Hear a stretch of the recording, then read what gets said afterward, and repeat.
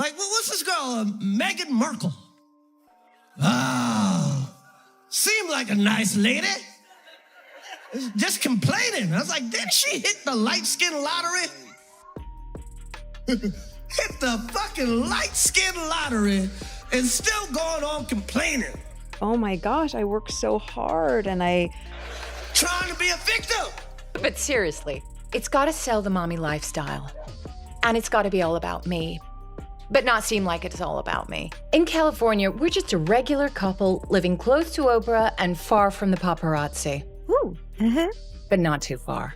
Lot going on in the news. My God, it's so crazy out there. What's going on with Meghan Markle? When Chris Rock stormed that Netflix stage, Meghan Markle should have powered down every device, ditched the phone, and vanished to some secret island with zero Wi-Fi. He wasn't just cracking jokes, he was cutting deep, tearing straight through her royal sob story with the precision of a blade that's been waiting for this moment. And he didn't stop there. He twisted the knife, laughed in the spotlight, and practically begged the audience for seconds. Lot going on in the news. My God, it's so crazy out there. What's going on with Meghan Markle? She thinks that everybody is just stupid. Like we can't see that she is manipulating his dumb husband. I really feel sorry for the family. Maybe everybody's fixating her on how good looking this guy. By the time the crowd caught its breath, Meghan's picture-perfect fairy tale wasn't sparkling like Cinderella anymore. It was dragging like a busted Netflix pilot that never should have made it past the pitch room. But before we dive deeper, let's freeze on the exact moment their flawless royal act started cracking wide open, right there on Chris Rock's Netflix stage. He didn't tiptoe around it either. He went for the jugular, tearing into those endless racism claims Meghan has been parading for years like her go-to sympathy card. And just when the audience thought it couldn't get wilder, he snatched the crown jewel of their storyline, her infamous Oprah confession. Meghan claimed she had no clue what life with the royals was like. No clue? Chris Rock looked at that nonsense like a comedian handed the world's easiest punchline. He shredded it with the kind of disbelief you'd only pull out when someone swears they've never heard of Google. Pure comedy gold that left the crowd howling. The crowd was already losing it, but Chris Rock wasn't just tossing out a quick laugh. They're so racist, they're so racist. Some of that he went through was not racism.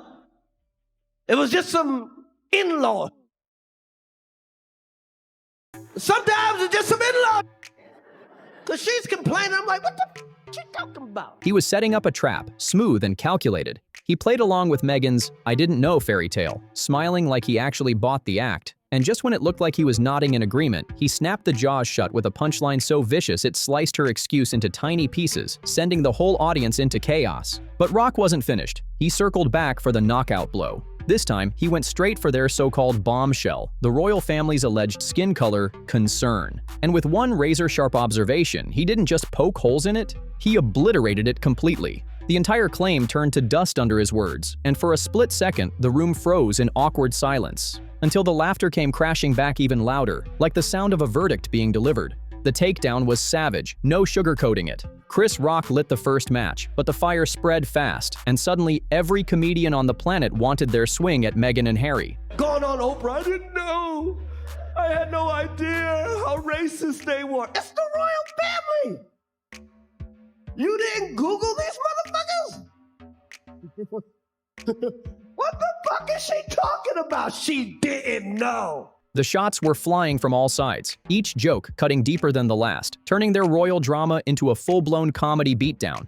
American comics jumped in with their own flair, but stand-up gave it that raw, unfiltered edge that hit even harder. Andrew Schultz didn't waste time with polite setups. He went straight for the jugular, spitting out what half of America was already saying out loud, but the rest were only whispering. His punchlines weren't just jokes, they were dismissals. Like Meghan and Harry's saga wasn't even worth a serious thought. Then came Nikki Glaser, who flipped the script with her own brutal spin. She stripped away all the royal sparkle and painted a what-if version of Meghan that hit way too close to home. In Glaser's take, Meghan's obsession with fame drove her straight into Harry's arms, only to discover palace life wasn't dripping in diamonds, it was suffocating and cold. What the fuck is she talking about? She didn't know.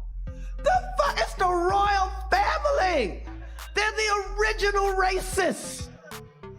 And just when you thought it couldn't get harsher, Glaser pushed it even further, twisting the knife with her imagination of what Meghan's real life could have looked like if the crown had never been in the picture. That unroyal version of Meghan's life, if she never married into the crown, was just the warm-up. Because the roasting didn't stop at the stand-up stage, it spilled into the world of satire, where things got even nastier.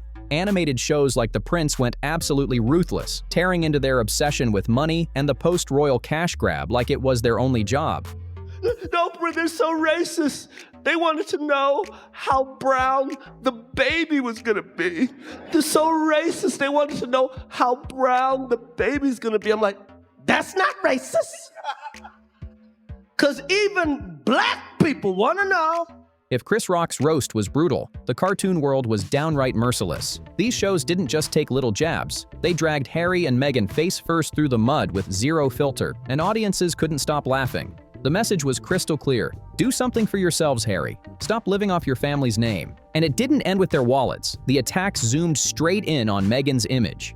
She was drawn as spotlight hungry, clawing for attention, desperate for even the tiniest crumb of relevance. No sparkle, no fairy tale, just raw desperation inked into every frame. I mean this sincerely, Prince Harry and Meghan, we don't give America don't give a about you. We don't care about the royal family. We never cared about nothing that had to do with y'all. 1775 was the last time we gave. But if the prince went in hard, Spitting Image turned the dial past breaking point. It mocked Harry like a therapy-addicted royal, stuck in endless interviews, rambling like every camera was his personal confessional. The rest? Just pure media-chasing chaos, painted so outrageous it almost felt too real. The British puppet show didn't hold back either. It painted Harry as a pampered royal dropout, lazy and clueless, a man who ditched real purpose for endless whining sessions and cushy interviews that feel more like therapy marathons than conversations.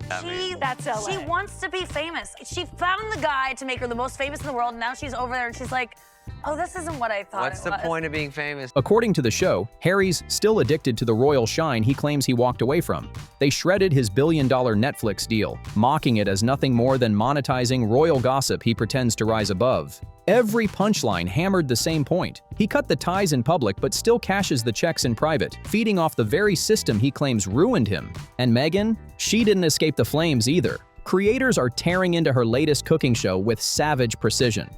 If she didn't marry him, she would be on The Bachelor this season, fighting for Prince. She would be Megan M. from Sherman Oaks barista. She just got lucky. She got so lucky. One viral clip shows her awkwardly correcting Mindy Kaling for calling her by her maiden name, like that one word was the biggest crime in the kitchen. That tiny moment exploded into pure comedy gold, and now the internet won't let it go. The clip's been replayed, remixed, and roasted across platforms, turning Meghan's attempt at polished elegance into a running joke that just won't die. The fan-driven mockery didn't just stop at one viral clip. Harry, you're such a moderate achiever. How do you stay at the top of the middle of your game? Well, Pads, an early start's important, so my butler Perkins gets up at 5 a.m. and does a 10K for me. It ballooned into a full-scale takedown of Meghan's polished image. Brand creators and parody accounts started dropping skits that ripped her cooking show to shreds, hammering the exact criticism everyone had on their minds. All style, zero substance. It looked glamorous on camera, but behind the sparkle, it was nothing but overhyped nonsense, turning everyday nothing burgers into royal moments. The roasts were so sharp they became brutally hilarious, exposing her brand as more smoke than fire. And once the jokes landed, the floodgates opened. My name is Meghan Sussex now. Call me Meghan Markle one more time, Mindy fucking Kaling. Creators stopped holding back and went for her past, digging into the most absurd chapters of her backstory, from her messy fallout with her father to the over-the-top dramatics about escaping the country. Everything was fair game. The more serious Meghan tried to make it, the more creators twisted it into pure comedy, flipping her carefully crafted narrative into a running punchline that audiences couldn't stop laughing at. Harry and Meghan have been talking roast material for years. Hand their life story to any comedian, and you'd have a week's worth of guaranteed jokes ready to go. I prepare water for my guests. Some water that I got from the spring in my backyard. Whatever you do, don't use tap water. I'm just gonna sneak a taste. You flower petal.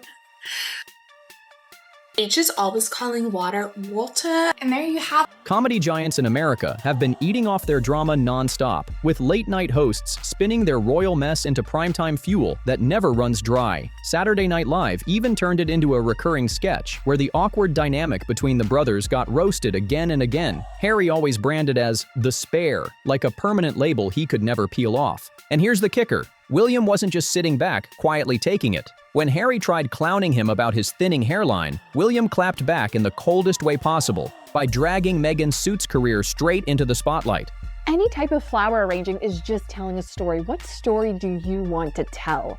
Maybe leave the country. Maybe disown your dad. It was a brutal reminder that if Harry wanted to throw shade, he'd better be ready to catch some too.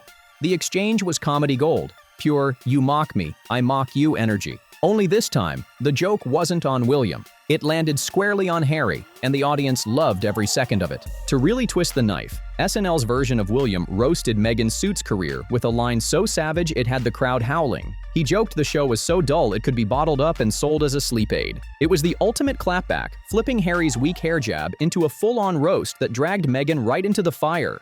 The sketch nailed their dynamic, portraying the brothers as two men who couldn't survive 5 minutes in the same room without trading insults. It was sibling warfare dressed up as comedy, and every punchline hit like a knockout, pure gold for the audience. But the humiliation didn't stop there. The cartoonists stepped in to keep the beating alive. We start with you, Sam. You've lived a life with the royal family, you've had everything handed to you, but you say your life has been hard, and now you've written all about it in your new book, Where?